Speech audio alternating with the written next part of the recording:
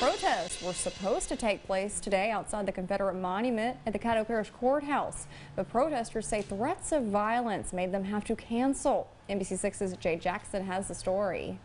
Malcolm X once famously said that a movement is not a movement until everybody is moving everywhere.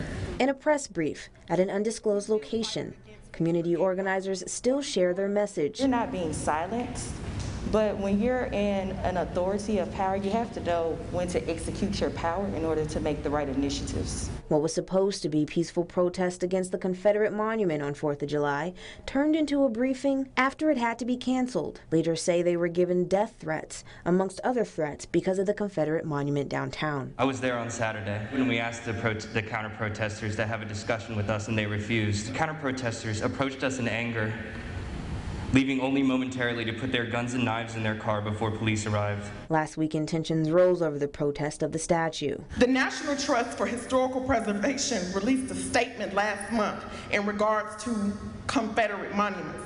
They believe that Black Lives Matter, Black History Matter, and that African Americans have made enormous contributions to American society. And the organizers say the way black men were portrayed when they decided to arm themselves, just like the counter-protesters, wasn't fair. Several young black men from our community also practiced their Second Amendment rights to bear arms to show that we were protected. I could stand here and ask why someone who looks like me can carry a gun and no one bats an eye.